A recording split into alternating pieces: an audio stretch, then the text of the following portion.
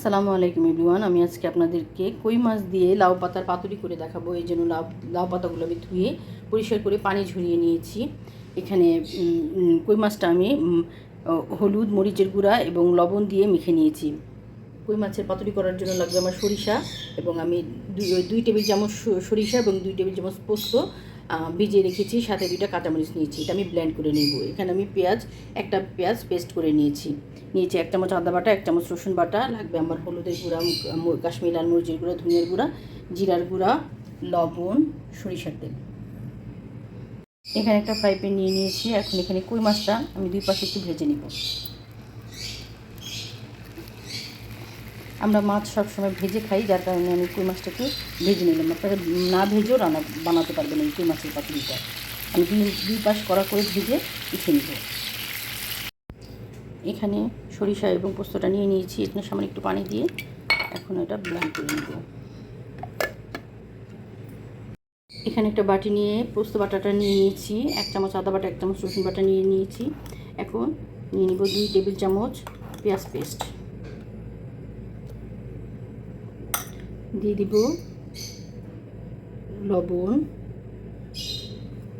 আধা চামচ লবণ, 1 চামচ হলুদের গুঁড়া, 1 চামচ কাশ্মীরি লাল মরিচের গুঁড়া, 1 চামচ ধনিয়ার গুঁড়া, 1 চামচ জিরার গুঁড়া, দিয়ে দেবো এখানে সরিষার তেল।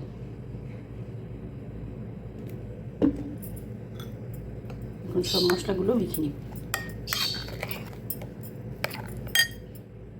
এখন সব মশলাগুলো আমি মেখে নিয়েছি। এখন মাছগুলো দিয়ে মশলার সাথে মেখে নিব।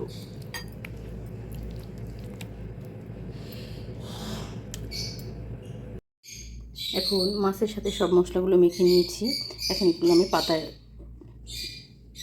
পাতার মধ্যে প্যাকেট করে নিব। এখানে একটা পাতা নিয়ে পাতাটা এইভাবে হাতে কষলে নিব, যাতে পাতাটা নরম হয়ে যায়। এভাবে পাতাটা কষলে নিয়েছি।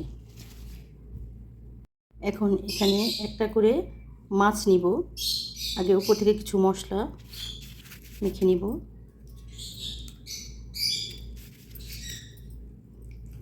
তারপর এখানে একটা মাছ দিয়ে দিব, বা মাছের উপরে কিছু মশলা দিয়ে দিব।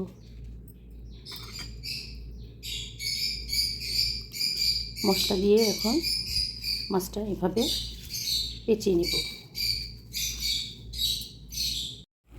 এখন এখানে সব মাছগুলো আমি দিয়ে দিয়েছি। এখন ঢেকে মাছটা রান্না করব। 2 পাশ ওলট পালট করে রান্না করে নিব। এখন আগে 1 পাশ করে নিব, তারপর আরেক পাশ উল্টে দিব। এখন মাছটা আমি একটু উল্টে দিব। এভাবে সবগুলো মাছ উল্টে দিব। মাছটা আমি উল্টে দিয়েছি। এখন এখানে একটু পানি দিয়ে দিব, যাতে মাছটা সুন্দর মতো সেদ্ধ হয়ে যায় এবং মাছটাও রান্না হয়ে যায়। এখন ঢেকে রান্না করব।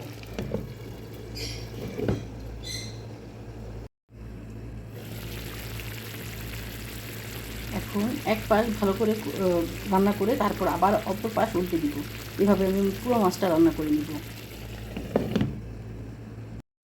মাছ আমি 1 পাশ রান্না করে পানির মধ্যে আবার আরেক পাশ উল্টে দিয়েছি, যাতে 2 পাশই মাছটা রান্না হয়ে যায় এবং শাকটাও সেদ্ধ হয়ে যায়। এখন আমি আবার ঢেকে রান্না করব।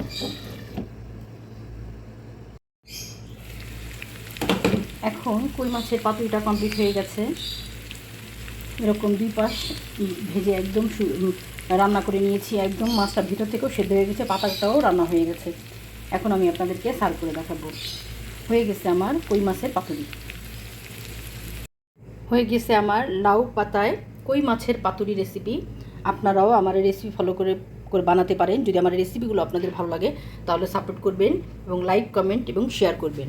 সাবস্ক্রাইব করবেন আমার চ্যানেলটা, যাতে আমি আপনাদেরকে এরকম সুন্দর সুন্দর রেসিপি আপলোড করলে আপনাদের কাছে আগে পৌঁছে যায়। কমেন্ট করবেন আমার রেসিপিগুলো আপনাদের কেমন লাগে। এটা গ্রামের খুব পুরোনো দিনের একটা রেসিপি। এই রেসিপিটা আপনারা বাসায় ট্রাই করবেন। গরম ভাতের সাথে এই রেসিপিটা খুবই টেস্টি এবং খুবই মজাদার।